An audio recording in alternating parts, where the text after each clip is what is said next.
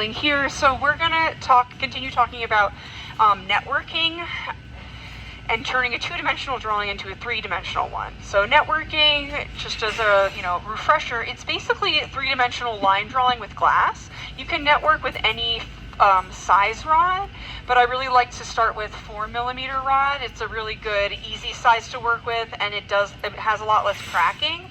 You absolutely can network with 6, 7mm rod, but the thicker you go, the more cracking there's going to be during the process. And the cracking isn't a problem, it's just a natural part of the process. So you go back and you fix the cracks as they come.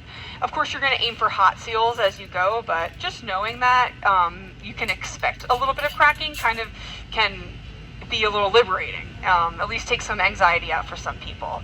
So I'm going to, I started this three-dimensional apple shape, and I traced the profile of the apple on the kiln shelf, and I traced it and made two sections of that, cut them apart and fuse them together.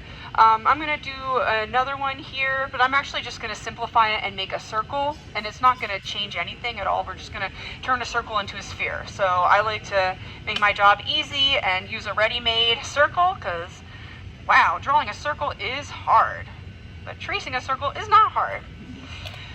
Okay. Now, I mentioned this last week, but when you're doing this technique, you want to have a large kiln shelf. So this is a really nice big one. If you're doing it on something like this is good just to have an extra surface, but you want to have a lot more room around it to support you. So make sure you have a nice big one. So like this, that's not, like you could do it, but it just makes your life so much harder. And I'll explain more about why. So I'm just going to cut these basically in half. We're working with 4mm rod here. Did you mark those? No, I just eyeball it.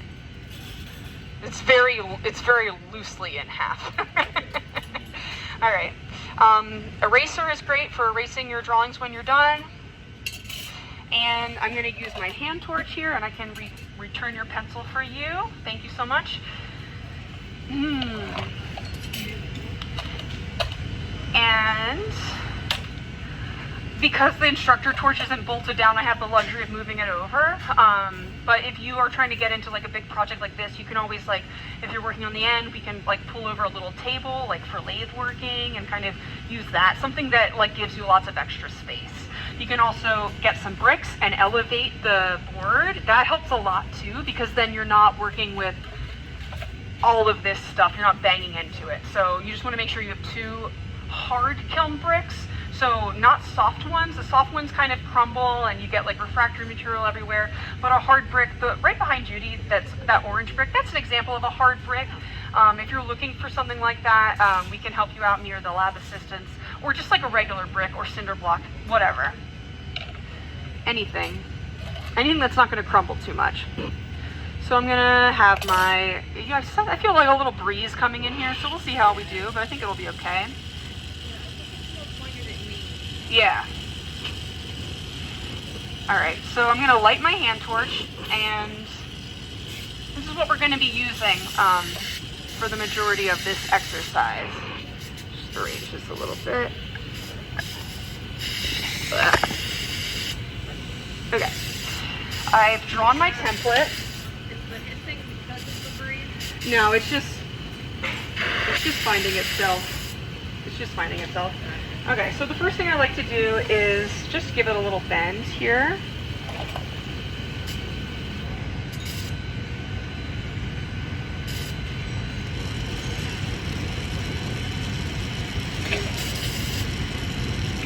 This just gives me a little bit more area to weigh down.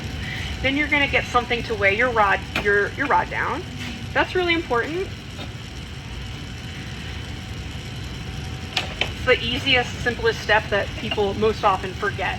And if it's not weighed down, you're not really going to get very far. Okay. I just have this on my bench burner on as a pilot light in case it burns out. So it's just candling, essentially. And now I'm going to go trace around the circle here. So I'm going to start by bending it, and I'm sorry that the brick is in your way, but hopefully you can see the above bird's eye view. It's a lot of frame. There we go. There we go. Maybe you can see it in my YouTube video. Alright, now when we're doing this, you want to have the rod as low on the shelf as possible. And I've got this is my flame. You can see it's got like kind of a longish candle. It's more of a neutral flame. It's not super hissing or sharp. You know, like a high oxygen flame. That's not helpful for these smooth bends. It's not necessary. And it would just sort of make making smooth curves more difficult. So I'm just tracing along the outside here. And I'm heating with the hand torch at an angle. You see I'm not heating straight up and down, but rather at this angle, and that's allowing me to heat more of the glass and less of the kiln shelf. And that in turn is allowing me to avoid, as much as possible, melting the glass to the kiln shelf. That's always a risk whenever you're working with the kiln shelf, and sometimes it just happens, but you can really do a lot to avoid it by being conscious and intentional about the way you're heating the glass in the kiln shelf. And you'll notice it makes a big difference in that the glass is able to get hot and the kiln shelf is less hot. And having it, see my rod is basically lying flat down on the kiln shelf. And that's really allowing me to, you know, do minimal shaping and sort of have an efficiency of movement here. If it was angled at all, it would just be more of a mess. Now sometimes a loose flame like this, if you hit right on the kiln shelf, it will sort of blow itself out. That's why I have this as a pilot light. I'm just going to turn on my oxygen a little bit more. It's just the nature of working with these lovely, beautiful hand torches that we have. I'm going around, and I'm not even really worrying too much about making it perfect. Just sort of doing my best here to follow the drawing, but a lot of the shaping happens at the end. And now I can move this and sort of weigh down another area, so I can work my way here. So this is something you can move as much as you need to. If it's graphite, or if you're torching this, just be aware it could get hot. So you could use your tweezers or gloves. And I'm heating the outside of the curve, and that's a really good tip when you're doing smooth curves, because the outside edge needs to do more of the moving. You know what I mean? That's why I'm heating the outside edge of the rod as I'm curving in. Now I'm crossing over here. This is always going to be a little awkward, but it's totally fine. Keeping it as low as possible.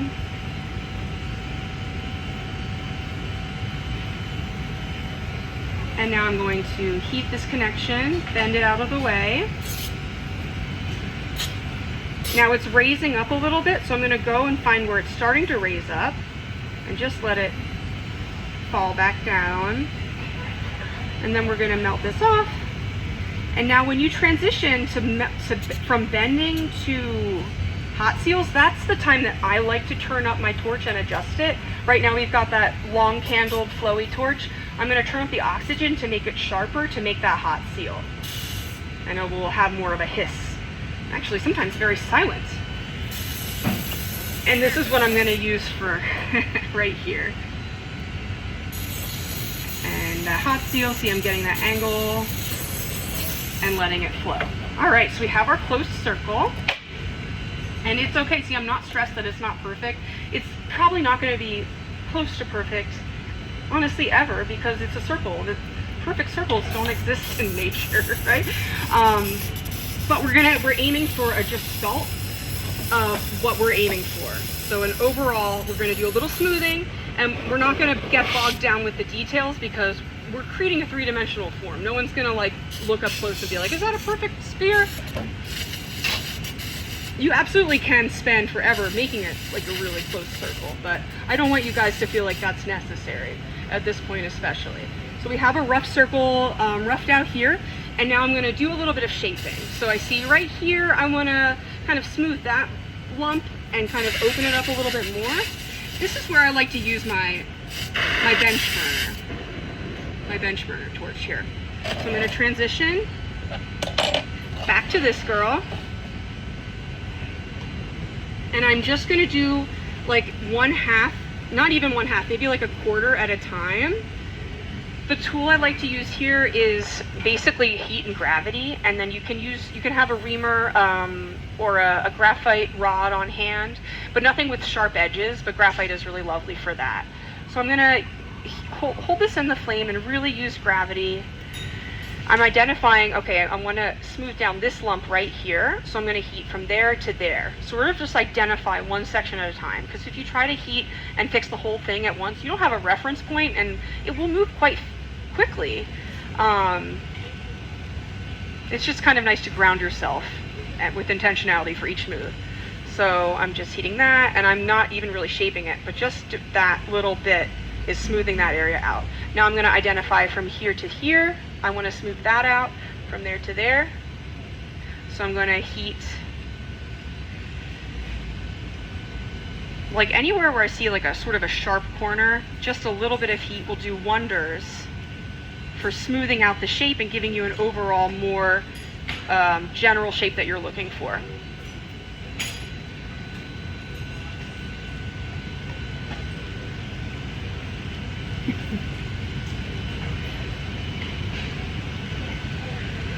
It's already starting to make a big difference.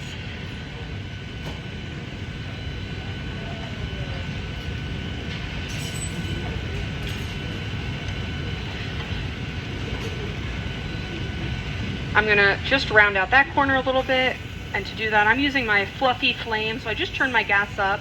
This is a very sort of reducing almost flame. It's very fluffy and gentle. You can tell by the way that the candle is really long.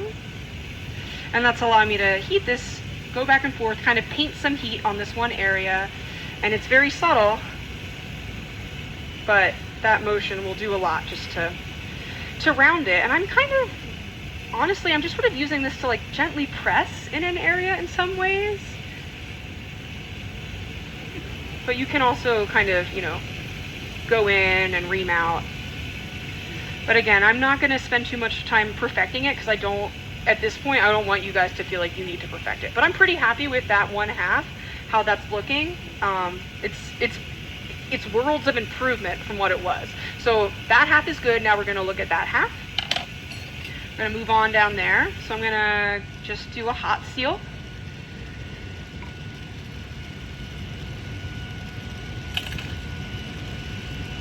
Once I'm happy with the 1/2.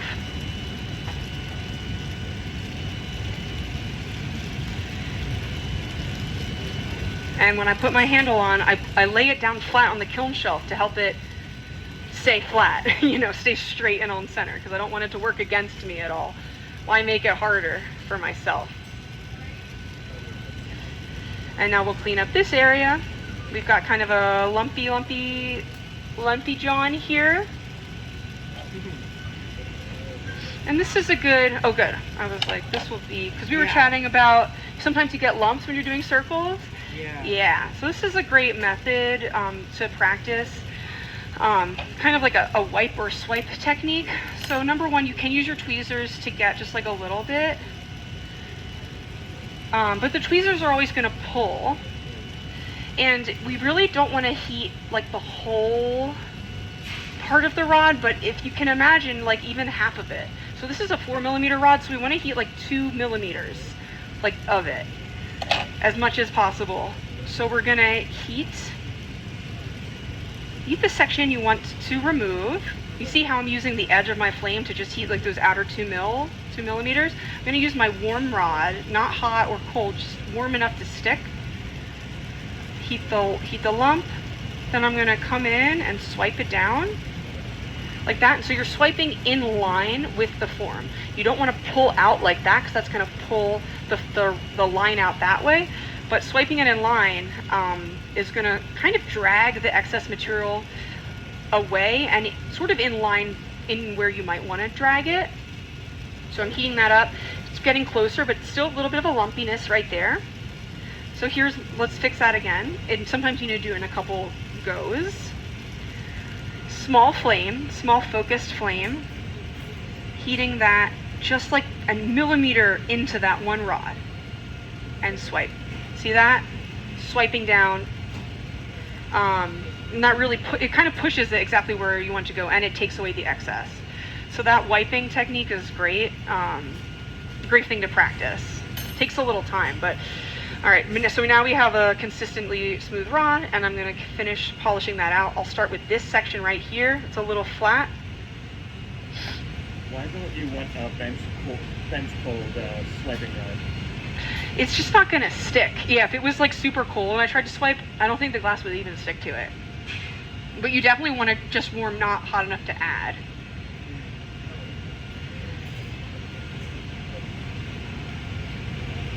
How do you like maintain that tool? Like, cause you basically you're using, or not that tool. Like, the glass tool? Swiping, yeah. Cause like, you know, like when you're swiping, like, yeah, like, you know, circle after circle. You'll get like garbage on it. Yeah. That's what the knockoff bucket's for. Oh, okay. A little glass one. Okay, so you're just dipping it and then knocking it off. Yeah, just tap it off. If you Okay. want to be fancy, you can pull it off with your tweezers, but often I don't want to. Yeah, no, sometimes I'll do that, but that's kind of like, it stops my flow. Yeah. Yeah, so that you can go in the flow, tap it off, and then you just put it back in the flame to polish any little fractures out. But it's a tool, so Right. it doesn't need to be it's fine if you add stress to it. Right. Yeah, absolutely. I always have a rod of 4mm handy, no matter what I'm doing for that. Okay, you like 4mm specifically? I do. If it's really tiny, I'll use 3mm, but Yeah. I think 4mm is a really great size for that. Okay. For that tech. Now I'm going to come up here and just smooth out this area.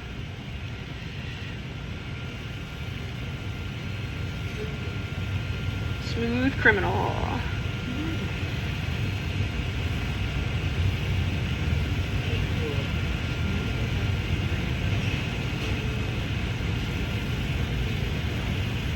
You see, and you can kind of go in and just not really hovering in one spot too much, but kind of going around, and it's getting, you know, I'm not unhappy with it, right? There's one little spot. I'm just gonna right there, let gravity pull that in. So there's a bunch of ways you can make circles. If I'm gonna make a big old circle, I would, you know, like a big one, or if I want it to be consistent, generally I'll do it this way. If I'm making little circles, you know, you can freehand them or draw them in the air, or you can kind of heat a section and then go down onto the kiln shelf and do bit by bit, kind of the way that neon benders bend neon signs. It's kind of like a hybrid of these techniques where you're using the bench burner, but not the hand torch. All right, so there's my circle. Now, if you want to, you know, make your life easy for you, and if this deviates a little bit from your original template, you can trace this once it's cooled down. This isn't too far off, so I'm just going to make one more of these. And then we'll use that to be like to bisect it, to be like the sides. So let's repeat, rinse and repeat here. Well, here, I'll show you, let's see how we feel about this method. I feel like I'm not going to like it as much for 4mm, but you can kind of see what I'm talking about with the neon bender. We're going to paint some heat on, paint it on a big piece. Back and forth and kind of.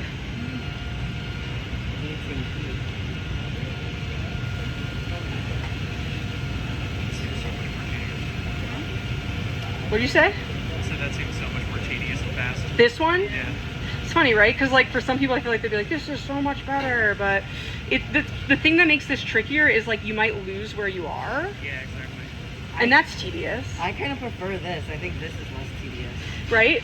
Yeah. That's why I like to show both, because this I wouldn't normally do this with 4mm. I think, like I Yeah. said, with 8, sure. With 10, yes. That I makes would more definitely do it with thick rod. Yeah, it holds the heat better. Yeah, exactly. This, like, this is kind of like, technique- whoa. I've done this like in like millimeter by millimeter to Yes. get like a perfect circle. Yes. But yeah, I feel like this part is always like the This part's awkward. It's so awkward. Like this is the part that I always like makes me slow down. Trying to come to the both ends. Yeah, like where it crosses over like this, right? So let's do a hybrid here. So I'm happy with how this is shaped on. So I'm going to weigh that down because you're not ever married to one technique, right? You can make it work for you. Why would Could be hybrid. This is hybrid. This is right. We're kind of. I did a little bit of like the freehand circle, and now I'm like, I've had it with that. I'm gonna pivot. what did you have on? You had high gas and both oxygen. For that, it was a little bit hotter than I honestly needed. You could have. I had just like a regular, kind of a neutral flame, It was but bushier though. yeah, it was. Gas. Yeah, I would have even more. Like I would probably even use more of an annealing flame. Okay. Now, For that. why did you say that you would prefer the torch with bigger rods instead of It holds the heat better. It's kind of, it feels like overkill, like because you want like a nice big hot heat. And for this, it makes a lot of sense for like a skinny rod, 5, 4, 3 mil, 2 mil, because I'm able to just heat it. I only really need to heat one side of it to really bend it. But if I was doing like 8, 9, 10 mil, and I was trying to do this method, it would be more likely to, I would need more heat, and it would be more likely for me to really heat the kiln shelf too. And just not be able to heat it evenly. Mm-hmm. Because the 4 mil rod is so wonderful because you can really get a whole heat throughout it just by heating it. All right, so this is a wonderful example of let's save a really ugly circle. You know, the beginning part was good and then just kind of got awkward, but it's not, I'm not even really worried about it. Yeah, that's what it's like. It's always like easy the first bit, and then it gets, because it gets awkward because you have to cross over, and you know, after you make 100 or you make 5, you start to realize, okay, I can hold it this way, I can prop this part up, I can cross this hand over the other one to do some of that problem solving. Okay, so first I'm gonna just get happy with the one outer side of it, and that section's not even too bad. All right, just one bit at a time, because if I was trying to fix the whole circle at once, I'd be overwhelmed with how horrible it is. But okay, not terrible, not terrible. All right, so let's start working on this lump.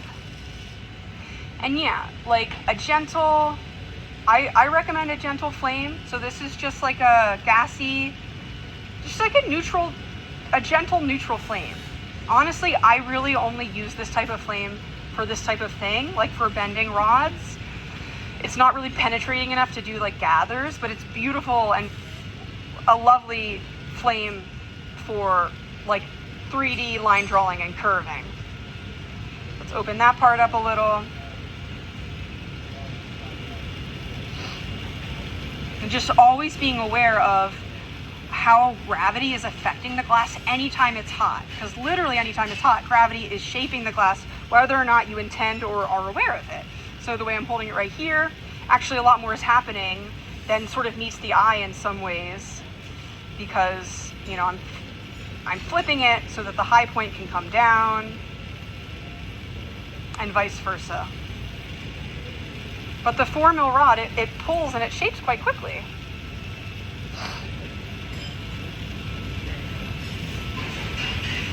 So you can, you know, again, you could do anything with this technique. You can draw, you know, trace a silhouette of a person. You want to draw a portrait of them onto the kiln shelf. You can trace your hand. You can write words. It's all kind of this method. And some people, you know, if they're writing with glass, let's say you want to do cursive or something like that, you might use a hybrid, like I mentioned, like start a little up here because you like to have that fluidity, and then go down there because you want it to be flat.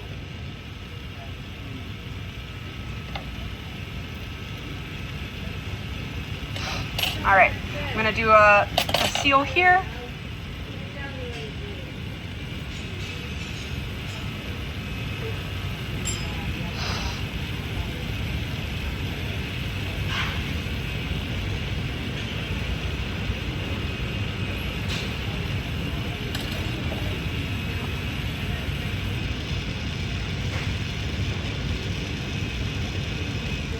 Has anyone tried this at all yet, or has done it? Yeah. I know you're gonna. You have to today, yeah. I try, but not on the circle, on different types of things. For your hexagons. Cool. Yeah, that'll be good to talk through. And you know, the circle is kind of, it's simple, but it is kind of one of the trickiest forms you can make. Because if I was sticking to my apple, it's organic, right? Like it's gonna be lumpy. Exactly. But you know, eventually with something like this, I will like start with the shape and then, you know, add sort of organicness, waviness. So what I'm going for is not gonna be necessarily a perfect sphere, like I said. So it helps to just keep that in mind.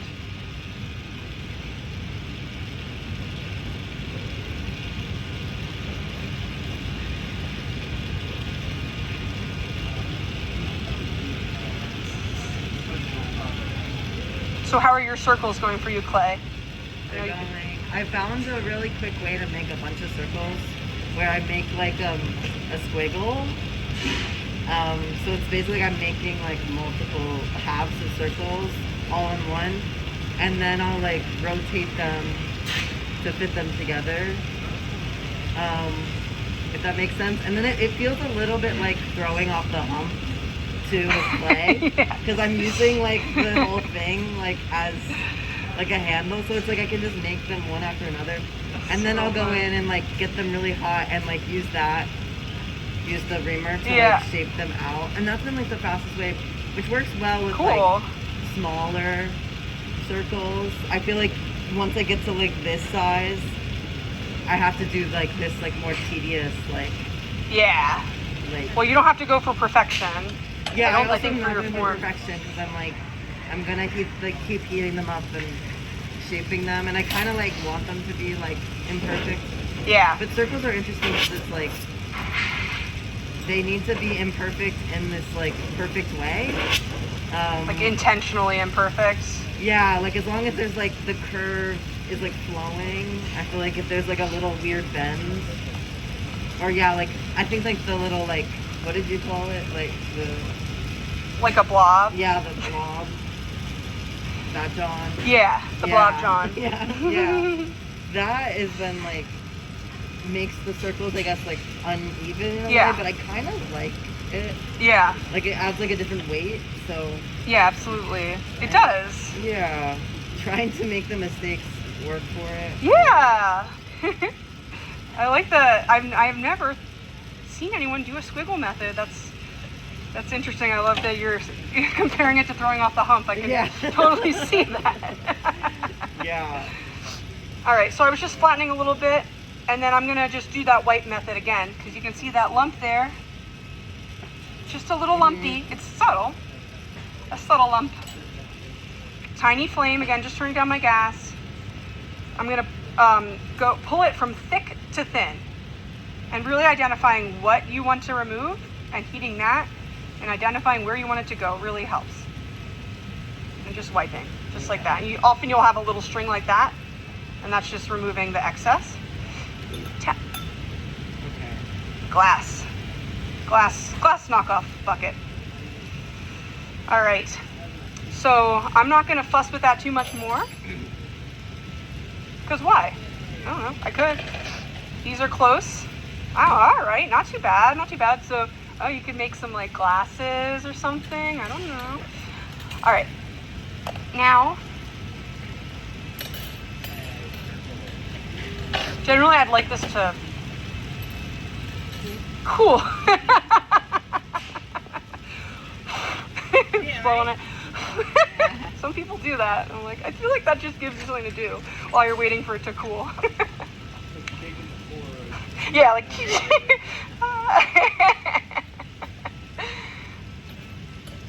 But I'm impatient. What are you making? I'm gonna make like a sphere, basically, a 3D sphere. Oh, like that, like that. Yeah, like this, but I was like, I already have an apple. I don't want two. And I kind of have a piece going that's like conglomeration of my demo pieces, and I was like, it could use a sphere. Spheroid shape. And the other thing too is, after we add these on, for example, you'll go and you can freehand the connection points. And then once you have that, if you want, you can remove, you know how you'll start with these kind of like these lines that cut straight through it, which are sort of by like essential starting points. You can go and remove sections of that to make it seem more like, how did that get there? You know what I mean? So you don't have the line cutting straight through it, because they're going to have lots of connections in between. So that's like a nice way to go about that.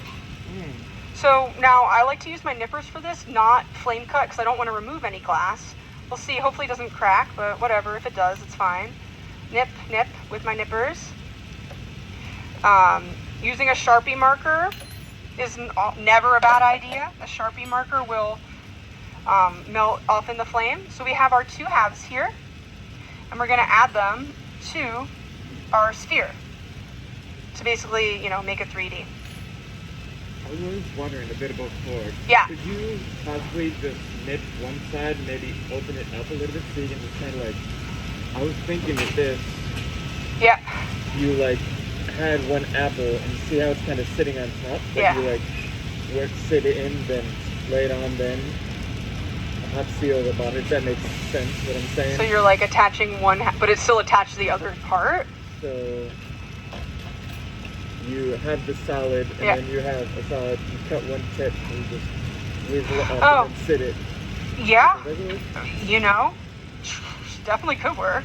Yeah, definitely try it. I think it may or may not add more challenges, because I never know if it's gonna break, like, you know, where I want it to or not. But I can't think of any reason not to try that. But for the apples, you cut them in half. I cut it in half just because that makes the most sense to me. All right, so we have sort of a warm seal on one side, and then we'll go in. Now that is a little bit shy of meeting the edge. That's not a problem if we care. I'm gonna go and kind of heat up here just to open up the hinge a little bit seamlessly, just enough to place it right where I want it. So you just said warm seal. Yeah, So it's not a hot seal. it's not a hot cold seal because I'm not worried about making it a hot seal. It's kind of a cold seal, but like I'm just intending, like I'm not gonna bother making that a hot seal until this is connected, because it's gonna be like moving on me and stuff. So yeah, it's basically a cold So seal. I think like building these things, that's always like not sealing and leaving it cold. Like Yeah. that's what I struggle with. So you want to make it a hot seal as soon as possible. So like that, I'm going to make a hot seal, then I'm going to go back and make that a hot seal. But I'm not going to move on and add anything else until I'm happy that these are hot seals. But it's by nature, I'm not going to worry about making the very first connection a hot seal when it's not bridged to anything. So I'll just be like, okay, it's a cold seal for right now. I'm going to go in. I'm not going to I'm going to come back for you. That's why I called it a warm seal. It's like a hot seal in process, you know, and then I'll make this a hot seal. And now this one's stable, and I can, you know, I'm going to be able to, you know, make that a hot seal. Kind of look at it like, you know, when you're putting together furniture, like IKEA furniture, and you gotta put like 100 screws. Yeah. So you don't want to tighten the first screw because it's gonna move a little bit. You know what I mean? You need a little bit of Like a little give or something. Right, Wiggle room. Yeah. And then you would go back. Yeah, So exactly. you have a fear of commitment, right? It's the same idea. It's like, I'm going to come back for you. Yeah, and make sure it's the position you want. Kind of like a tack weld. All right, now I'm happy that these are hot seals, you know. Now I can keep going. Yeah, but it's like if you're making like a hexagon or like a cube and you want to make these posts coming up and they're not attached to anything right away, you can like worry about making it a hot seal, but you're going to be holding it, your arm's going to be jiggling, and like by the time it sets up, it might not be exactly in line with where you want. So that's why I'm like, make it a cold seal. You'll come right back for it, but it's in the position that you want. But you'll come back for it right as soon as it's attached. So don't forget about it. So that's the one time where it's like, just leave it as a cold seal, and then you can come back. But if I were to leave it and be like, I'll come back for it, and then add a whole bunch more things, then that's going to create lots of problems for me. Hard to get back to. Yeah, and because it's a cold seal, it's prone to cracking, right? So it's very likely it will just crack on its own. You're like, oh damn, I have to fix that crack and make it a hot seal. So just one at a time, making it a hot seal. So that's a hot seal on the outside. And look at my tiny little flame, that's all I need. I'm gonna narrow in and get the inside, never forgetting the inside. That's the point that people always forget. Okay, that's a hot seal. Now I'm gonna go back to this guy and make him a hot seal. The other thing is like inside and outside, but Yeah. I'm thinking you gotta kind of do a 360 on this. Yeah, Like yeah. all the way around. Yeah, 360 is, Not this, but all the way around. yeah, and it's kind of like 360, absolutely. And I kind of think of it from inside and outside because that's about like the way you're approaching it. So like I'm kind of going in from the inside, but I'm able to get that corner and then that corner. Do you know what I mean? But like, yeah, absolutely, it's a 3, especially when you get thicker. With 4mm rod, you can kind of think of it like in and out, but 5, 6, 7, or if you're putting wings on a bird or something, you want to think of it like 360. So here's our sphere. It's very much like if you imagine making like a wireframe drawing. That's the idea. Now there's some areas where it comes out of plane right here, and I can fix that. But you know, I'm gonna just look at this most egregious area right here, because a really good way to fix that is just holding it straight up and down in the flame, because it kind of like woo woo goes back and forth. So I'm just gonna hold it straight up and down, so gravity is going to kind of do most of the work for me, because it's kind of like under a little bit of tension when it's like wobbling, and when you heat it, that kind of like relieves some of the tension, but it's just about the position that I'm holding it in. So that just got like a 70% of the weirdness out of that. And it's really a subtle move, but it's worth pointing out. It's kind of like less is more. All right, and I would consider that a lot better. You know, it doesn't jump out to me as much. And let's just do this one area here. Again, it's wobbling out of plane, and I'm gonna just heat that. Paint on some heat about like an inch or so. But it's really, you know, it's a good thing to play with. Play with making a circle and how you can shape it just with gravity. Like, I like to have my hand in my tool in my hand, but really it's for moral support more than anything else, honestly. All right, so I'm, you know, happy enough with this, especially if this is just like the frame for my piece, you know? Now, if we wanted to make lots of perfect circles, you could trace, you know, concentric circles on your kiln, on your bench, etc., and do that. But now, Like making a spring. kind of, or just like, all right, now I'll make like a 2-inch circle, a 1-inch circle, and then you could cut it. Actually, I don't know if that would work geometrically. What I would probably do if I wanted to do this again, really, if I wanted to be exact, rocket science, I'd trace it a 3rd time and then cut that not into 2 pieces but 4 pieces. You guys don't hear what I'm saying? But I'm at the point where I'm just gonna go for it, because now we're gonna get into networking as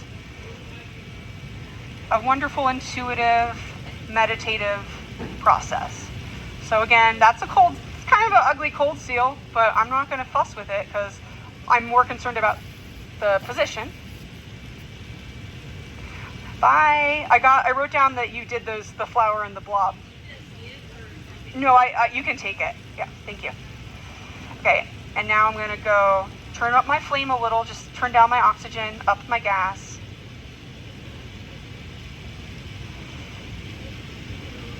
And we can bend the sphere. But that's not a hot seal. Yeah. Not yet. Nope, I'm gonna tack it on and then make it a hot seal. It's like always in the back of my mind, like, I'm gonna come back for you, A friend. little more than a cold seal, but not. Yeah, I mean, it is basically a cold, it's basically a cold seal if I were to look at it. Is there an actual term, warm seal? Yeah, sure. I say warm seal. I mean, hot seal and cold, it's all just things people made up to describe. Like they're in the dictionary, right? There's gonna be now. Warm seal, it's a helpful thing to think about, because I consider a warm seal something that's like hot, like 90% a hot seal, hot enough that you're gonna get away with it. Yeah. Well, I guess the question is, was it intentional or is it really a seal that you were supposed to hot seal that didn't? Yeah, exactly. So now I'm going back, made that a hot seal. I think the family, the hot seal, the cold seal, the warm seal, the cold seal. If that makes sense. Exactly. It wouldn't be the oh, I meant that to be a warm seal. No, you never really want to have a warm seal. Yeah, that's kind of like a generous term for a cold seal. Sort of like 0 equals 0.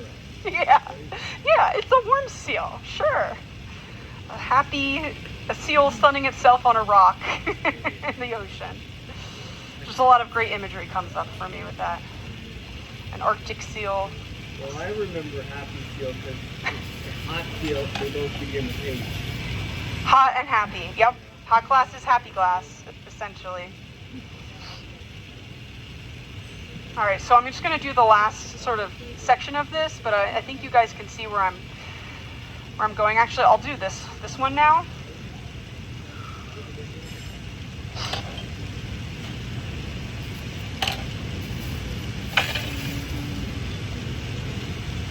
Then we'll work on connecting it even more.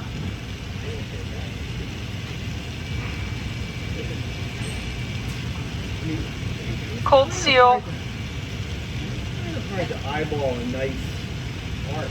Yeah. It is. I mean, you're making it. You make it look easy, but I think it's going to be like you're dangerous. It's not really like like the curve it should be. It's a little short. Yeah. You know, it is hard to eyeball a nice curve. And that's kind of why, well, also, like, it can look really good on one side, but then you look around and you're like, oh crap, from that side it looks horrible, right? That's why, like, this comes into play a lot. But look, guys, if we wanted to be perfect, a machine would do it. Or we'd have a scientific glass blower figure out how to do it. But we're making art. Even though this is not anything, you don't do anything like this in scientific glass blowing. There's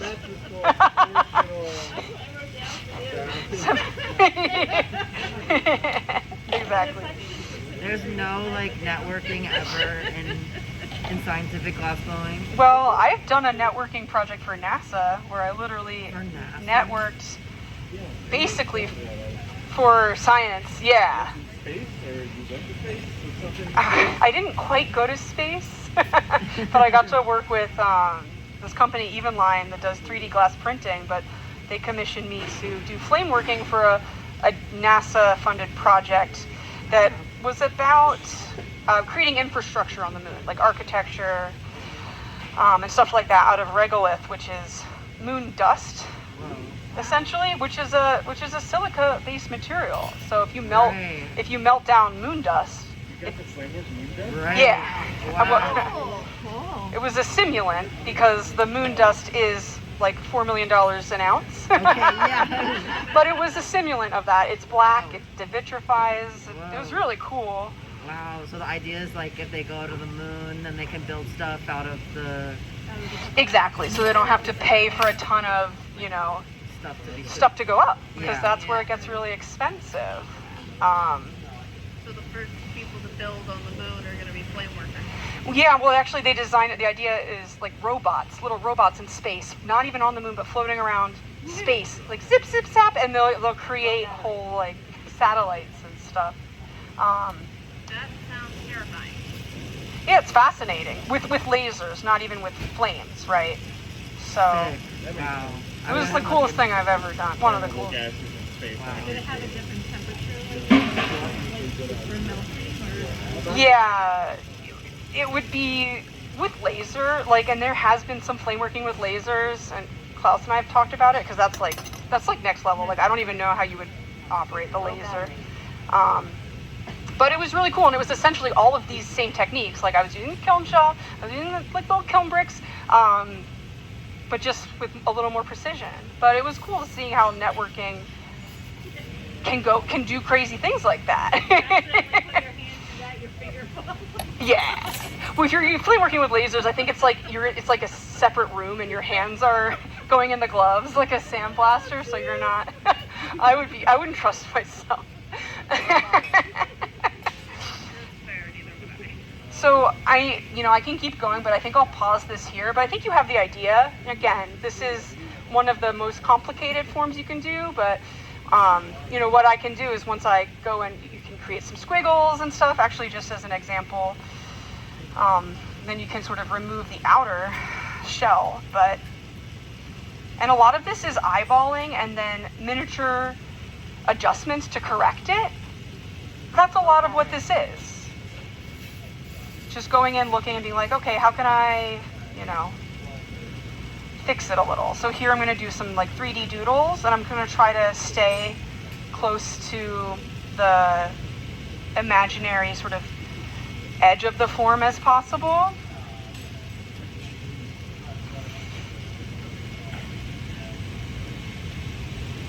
If you're networking,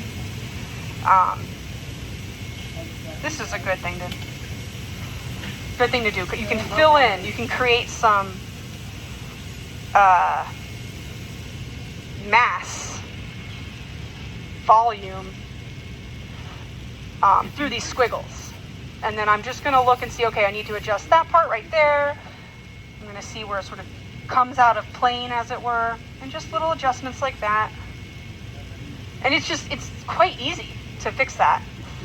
Now, don't forget my seal. I'm going to go in.